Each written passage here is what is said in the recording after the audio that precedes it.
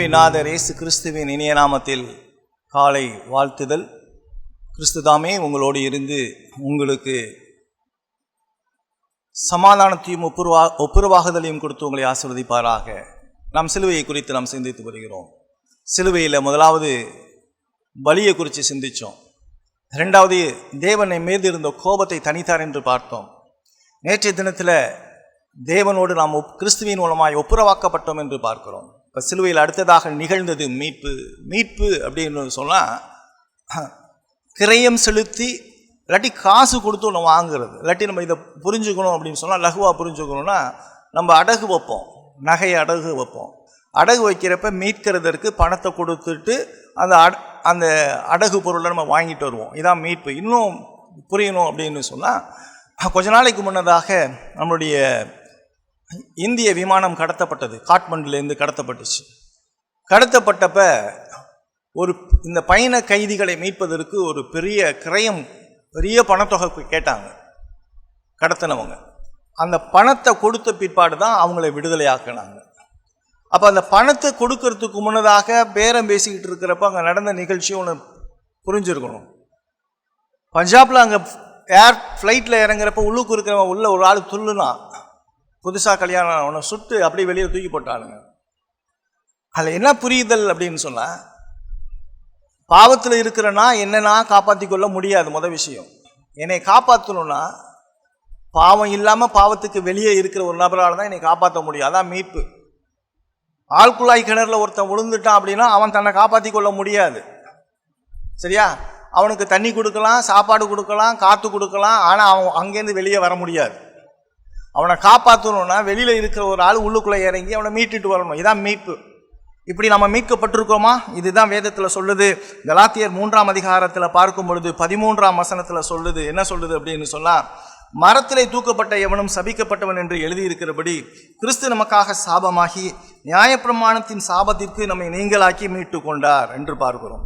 கொலோசியர் 1:14 பார்க்கும் பொழுது குமாரனாகிய அவருக்குள் அவருடைய இரத்தத்தினாலே பாவ மன்னிப்பாகிய மீட்பு நமக்கு உண்டாயிருக்கிறது என்று பார்க்கிறோம். எபேசியர் 1:7 பார்க்கும் பொழுது அவருடைய கிருபையின் ஐஸ்வர்யத்தின்படியே இவருடைய இரத்தத்தினாலே பாவ மன்னிப்பாகிய மீட்பு இவருக்குள் நமக்கு உண்டாயிருக்கிறது. புரிஞ்சுக்குங்க, மீட்பு கிறிஸ்து செய்து முடித்தது, மனுஷன் செஞ்சது கிடையாது. மனுஷன் செய்யவே முடியாது. மனுஷன் நற்கிரிகளினால மீட்பை பெற முடியாது. இன்னைக்கு எல்லாரும் நற்கிரிகளை செய்கிறதுல ரொம்ப துரிதமாக ஆவலாக ஆசையாக விருப்பப்பட்டு செஞ்சுக்கிட்டே இருக்கிறான். அது கனவுல கூட உங்களுக்கு மீட்பை கொண்டுட்டு வரவே வராது. எந்த மனுஷன் நல்லா புரிஞ்சுக்க, ஆதாம் மூலமாக பிறந்த எந்த மனுஷனிடத்துலையும் எந்த விதமான நன்மையும் இல்லை. அவனால் நன்மை செய்ய முடியாது. நன்மை செய்கிறதுக்கு அவன்கிட்ட ஒன்றுமே கிடையாது. நம்மளுடைய நீதியெல்லாம் அழுக்கான கந்தன் தான் வேதம் சொல்லுது. சரியா? நான் துர்குணத்தில் உருவானேன், என் தாய் என்னை பாவத்தில் கற்பந்தரித்தாள். வேதம் சொல்லுது. இன்னும் அழகாக அற்புதமான விஷயத்தை சொல்லுது. மனுஷனுடைய சிந்தை நித்தம் பொல்லாததுன்னு சொல்லுது. தன் இருதயத்தை நம்புகிறவன் மூடன், இருதயமோ மகா திருக்குள்ளதும் கேடுள்ளதுமாய் இருக்கிறது, அதை அறியத்தக்கவன் யார்? இருதயத்திலிருந்து புறப்படுகிறதெல்லாம் பொல்லாத சிந்தனைகள், உபச்சாரம், வேசித்தனம், இதுதான் என்கிட்ட வரும். பாவத்தில் பிறந்த மனுஷனுடைய இயல்பே இதான். இந்த இயல்பை எவனாலையும் மாற்ற முடியாது. இது பணக்காரனாக இருக்கலாம், படித்தவனாக இருக்கலாம், ஏழையாக இருக்கலாம். இதுதான் இயல்பு. தி நேச்சர் ஆஃப் மேன் இதுதான். இப்போ புரிஞ்சுக்குங்க. இப்படிப்பட்ட மனுஷன் எப்படி நல்லதை செய்ய முடியும்? நல்லது செய்ய முடியாது. ஆகவே தான் எனக்கு மீட்பு அவசியம். இந்த மீட்பை தான் கிறிஸ்து சிலுவையிலே செய்து முடித்தார். பரிகார பலி மூலமாக, பிதாவை சாந்தப்படுத்துவதன் மூலமாக, என்னை பிதாவோடு ஒப்புரவாக்குதலின் மூலமாக, பிதாவான கடவுளால் அனுப்பப்பட்ட தேவகுமாரனாகிய இயேசு கிறிஸ்து எனக்காக சிலுவையிலே மரித்து பலியாகி என்னுடைய பாவத்தெல்லாம் அவர் ஏற்றுக்கொண்டு எனக்கு அவருடைய நீதியை கொடுத்து என்னை நீதிமானாக்கினார். இதை புரிஞ்சுக்கணும். இதான் மீட்பு. இந்த மீட்பை நீங்கள் புரிஞ்சிருக்கீங்களா? நீங்கள் செய்கிற நற்காரியங்கள் ஒருபொழுதும், நீங்கள் செய்கின்ற நற்கிரியைகள் ஒருபொழுதும், ஒருவேளை 2 நாட்களில் நீங்கள் இருக்கலாம், 40 நாள் நீங்கள் கோயிலுக்கு போகலாம். சரியா? நீங்கள் மாம்சம் சாப்பிடாமல் இருக்கலாம், தாடி வளர்க்கலாம். சரியா? இதெல்லாம் ஒன்றும் கதைக்கே ஆகாது. 40 நாள் முடிஞ்சோன்னு உன் நிலைமை எப்படி இருக்கும்? தலைகீழ மாறி போயிடும். அதோட டபுள் மடங்கு ஆகி போயிடும். இதெல்லாம் கதைக்கு ஆகாத விஷயம்.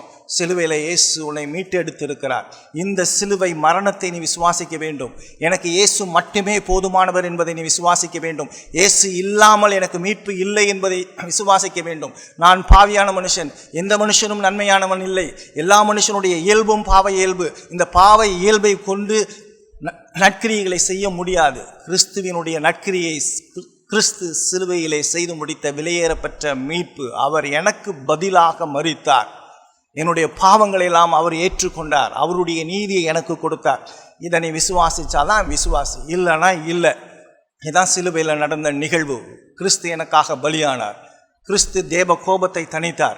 கிறிஸ்து என்னை பிதாவோடு ஒப்புரவாக்கினார். கிறிஸ்து என்னை மீட்டார். இந்த மீட்புக்கு நான் எதுவும் செய்ய முடியாது.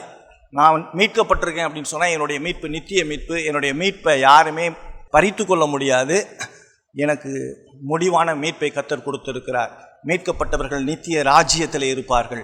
மீட்கப்படாதவர்கள் மனம் திரும்பி இயேசு கிறிஸ்துவை விசுவாசிக்க கர்த்தர் கிருபையும் இரக்கமும் பாராட்டுவாராக. கிறிஸ்துவினுடைய சிலுவை மரணம் பதிலால் மரணத்தை விசுவாசிக்கும் பொழுது மாத்திரமே மீட்பு. இதை புரிந்து உணர்ந்து கொள்ள கர்த்தர் கிருபையும் இரக்கமும் பாராட்டுவாராக. ஆமென்.